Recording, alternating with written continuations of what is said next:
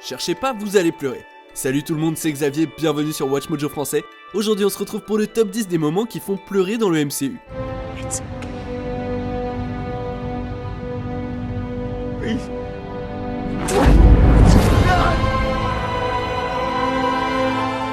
Ce qui veut dire qu'on va s'intéresser aux moments de l'univers cinématographique de Marvel qui sont les plus susceptibles de faire verser des larmes. C'est pas forcément tristoun, mais ça l'est souvent. Évidemment, il y a un tas de spoilers qui s'annoncent, alors faites-y gaffe. C'est parti pour la liste. Numéro 10, Scott revient, Avengers Endgame. Après les événements d'Avengers Infinity War, le monde subit de gros changements. Après tout, la moitié de l'humanité s'est évaporée. Parmi les nombreuses scènes qui se passent dans ce monde désolé dans Endgame, celle qui fait le plus mouche, c'est quand Scott Lang, aka Ant-Man, revient du royaume quantique. Le voir déambuler dans les rues dévastées est glauque et difficile, tout comme le moment où il voit son propre nom sur une liste de victimes.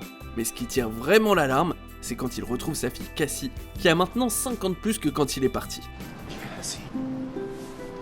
Il y a des larmes de joie, mais on ne peut qu'imaginer comme ça doit être dévastateur pour lui d'avoir perdu tant d'années avec sa fille en si peu de temps. You're so big.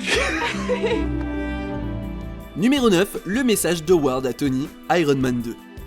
Ce n'est surprenant pour personne que le gros buveur et homme à femme Tony Stark ait eu des problèmes avec son père, ô combien similaire, Howard.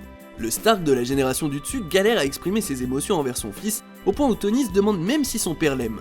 Pourtant, un vieux film donne à Tony un autre regard sur son père. I'm Howard Stark, and everything you'll need for the future can be found right here. Alors qu'il parcourt le travail d'Howard, Tony visionne une bobine qui montre Howard présentant une maquette.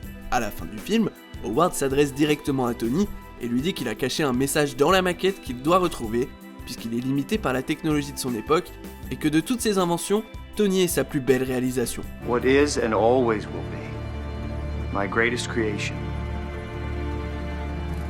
is you. Bon, on n'est pas sur du je t'aime traditionnel, mais ça peut faire couler une larme, surtout en prenant en compte, numéro 8, les derniers instants de Tony avec ses parents, Captain America Civil War. Comme on l'a vu, Tony Stark n'a pas entretenu la meilleure des relations avec son père. Cette dynamique distante et compliquée ne s'est pas arrangée par la suite avec le décès précoce de ses deux parents, alors que Tony n'avait que 21 ans. Au début de ce film, on voit une reconstitution holographique des derniers moments de Tony avec ses parents, et de comment son père et lui se disputaient. Do me a favor. Try not to burn the house down before Monday. Okay, so it's Monday. That is good to know. I will plan my toga party accordingly. Même si Tony est capable de modifier le souvenir pour dire à son père ce qu'il ressent vraiment dans l'enregistrement, il n'a jamais été en mesure de le lui dire dans la vraie vie. Enfin, jusque-là. I love you, Dad. And I know you did the best you could. Ce moment devient encore plus déchirant quand on apprend ce qui leur est arrivé un peu plus tard dans le film.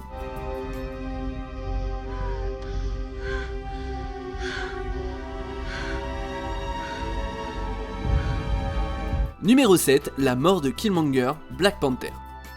Eric Killmonger est un vilain complexe. Bien que cet assassin devenu prétendant au trône peut se montrer sans aucune pitié et assoiffé de pouvoir, son ambition de libérer les peuples de descendance africaine est admirable. Alors quand Eric est vaincu au combat et gravement blessé, on est quand même vachement triste qu'il préfère mourir plutôt que de passer sa vie en prison. Maybe we can still heal you. Why?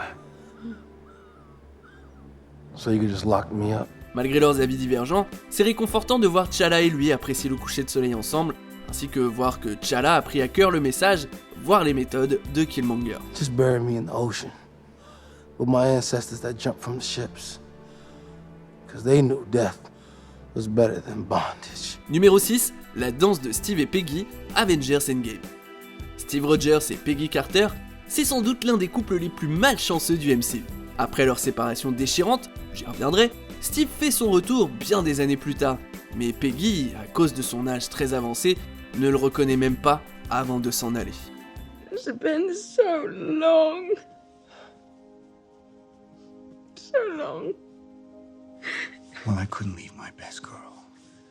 Now when she owes me a dance. Aussi dramatique que ce soit, ce qui fait encore plus pleurer dans les chaumières, c'est quand ils ont enfin une seconde chance. À la fin d'Endgame, on comprend qu'après le voyage dans le temps du Cap pour remettre les gemmes de l'infini à leur place, il est resté dans le passé, puisque Bucky et Sam font la rencontre d'une version plus âgée de lui. So did something go wrong or did something go right? Les ultimes moments du film révèlent que Steve a finalement eu droit à une danse longuement attendue avec Peggy. Ça valait très clairement l'attente et ça nous a arraché des larmes de joie.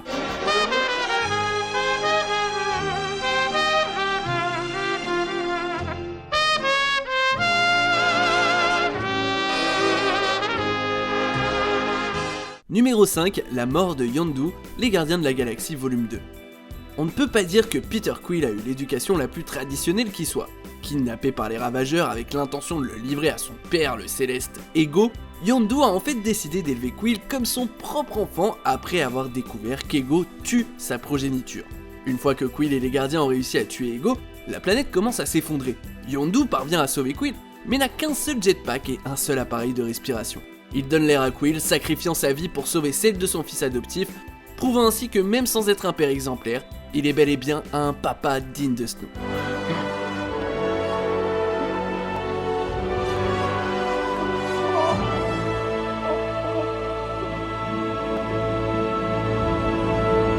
Même Rocket a la gorge nouée aux funérailles, et on ne peut que sangloter avec lui.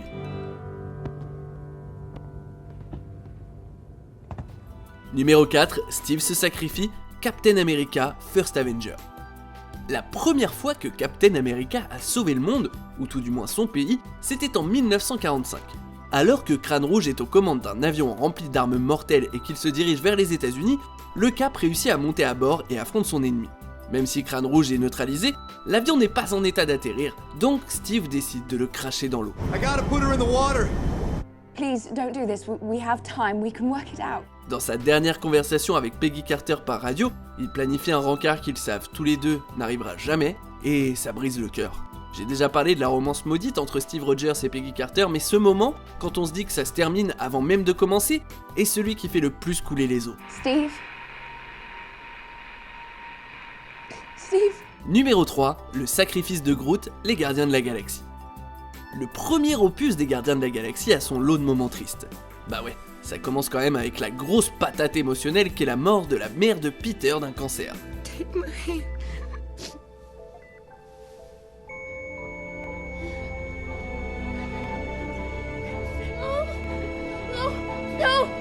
No!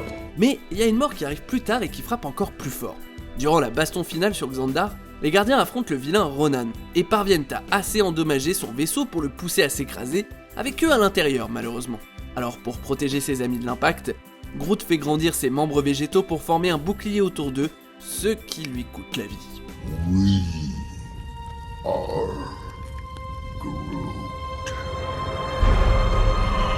J'aurais jamais cru qu'un arbre qui parle et un raton laveur me ferait autant pleurer. Pourtant ce film y est parvenu.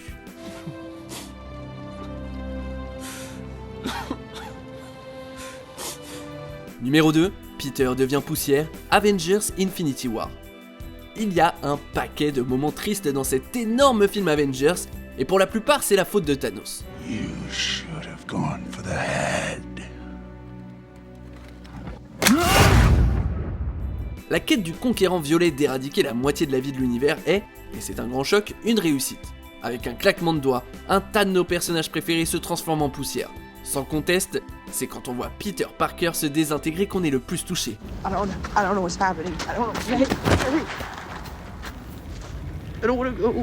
Le plus jeune et le plus innocent des Avengers peut sentir ce qui lui arrive, et ses supplications paniquées à Tony Stark disant qu'il ne veut pas mourir sont absolument déchirantes, que ce soit pour Tony ou pour le public. C'est bon? Vous pleurez là? Je sais, la liste est dure. Bon, je sais que vous savez ce qu'on a mis en numéro 1 et je sais aussi que vous ne vous en êtes pas remis. Je vous propose quelques mentions honorables et puis on va tous chialer ensemble pour le moment le plus triste du MCU.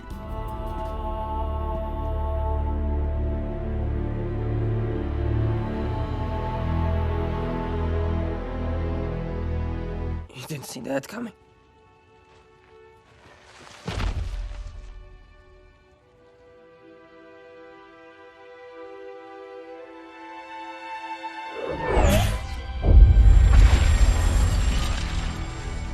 He's my friend.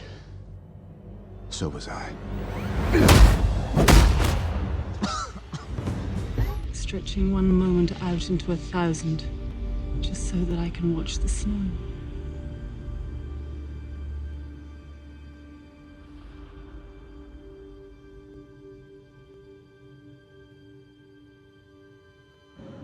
And the dust cleared. and the screaming stopped. It took me 2 days until I found their bodies. On arrive presque à la fin. Nous publions de nouvelles vidéos chaque jour, alors abonnez-vous et activez la petite cloche et les notifications sur téléphone pour ne rien rater. Numéro 1, la mort de Tony Stark, Avengers Endgame. La suite d'Infinity War a placé les enjeux émotionnels à un degré supérieur, et c'est avec cet instant que le MCU a atteint son pic de tristesse. Lors du combat final contre Thanos, Tony Stark parvient à mettre la main sur, ou plutôt dans, le gant de l'infini, et claque des doigts à son tour en réaffirmant qui il est au passage.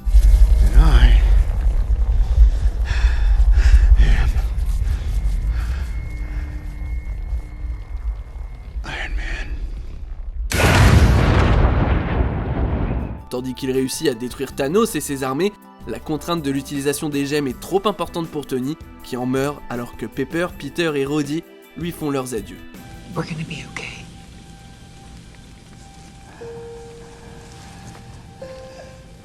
You can rest now.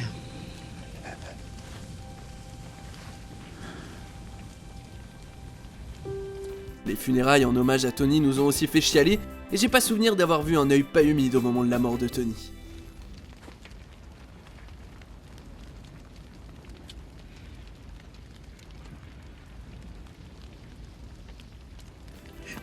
Vous êtes d'accord avec notre sélection ? Dites-le moi en commentaire et checkez cette autre super vidéo de Watch Mojo français.